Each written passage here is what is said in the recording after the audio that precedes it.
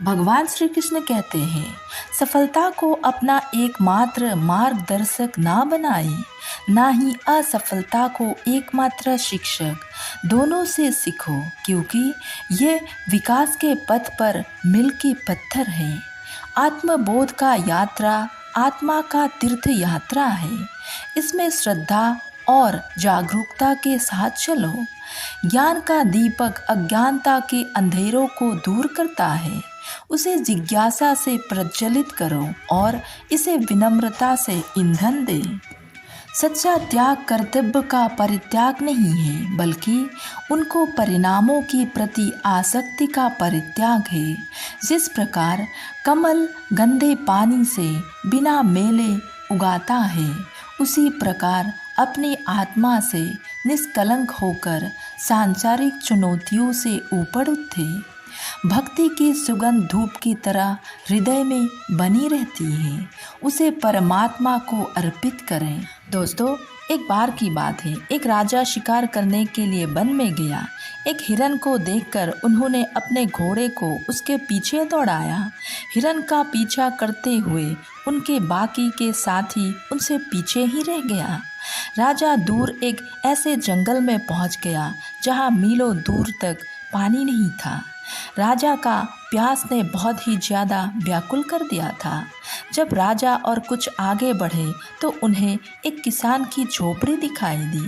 राजा दौड़कर झोपड़ी के पास गया, जहाँ पर उस झोपड़ी के पास 8-9 साल की एक कन्या खेल रही थी। राजा ने उस कन्या से कहा, बेटी शीघ्र ही एक गिलास जल लाओ, मुझको बहुत ज़ोर से प्यास लगी है। उस कन्या ने राजा को आम मुसाफिर समझकर एक खाट लाकर डाल दी और बैठने के लिए कहा तथा जल का एक गिलास लाकर राजा के हाथ में थमा दिया।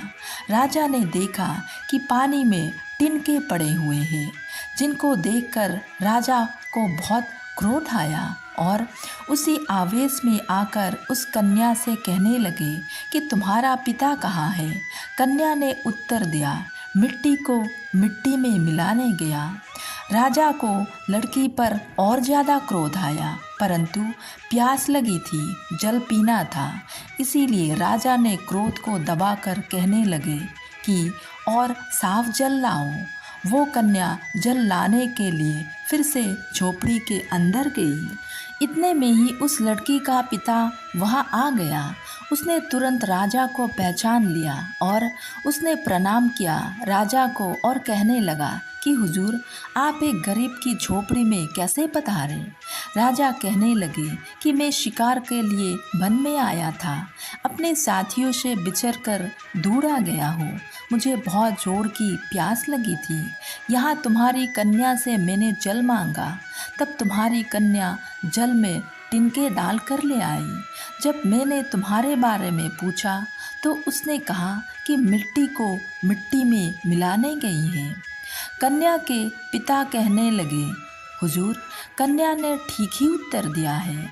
एक सज्जन के बच्चे का मौत हो गई है और हम उसके शरीर को मिट्टी में दबाने गए थे। इतने में वो कन्या जल लेकर आ गई। किसान ने पूछा, बेटी तुमने राजा को अच्छा जल क्यों नहीं दिया। कन्या ने उत्तर दिया, पिताजी, राजा धूप को तेजी में भागते हुए आए थे, सारे शरीर से पसीना छूट रहा था।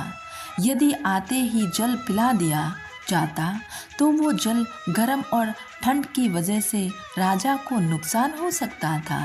मैं इनके लिए माना तो नहीं कर सकी, परंतु जल में तिनके डाल लाई ताकि राजा कुछ समय तक जल ना पी सके। राजा कन्या की चतुरता को देखकर बहुत प्रसन्न हुए और अपने गले से बहुमूल्य हीरो का हार उस कन्या को गले में डाल दिया। उनको हमेशा हमेशा के लिए दरिद्रता के दुखों से छुड़ा दिया। जब यहाँ का राजा भी प्रसन्न होकर यहाँ के दुखों से हमें छुड़ा देता है, तो फिर परमपिता परमात्मा राजी हो जाए तो फिर किसके समर्थ है जो हमको किसी प्रकार का कष्ट दे सके। परंतु परमात्मा को प्रसन्न करने के लिए सच्चे प्रेम का आवश्यकता होता है। राधे राधे।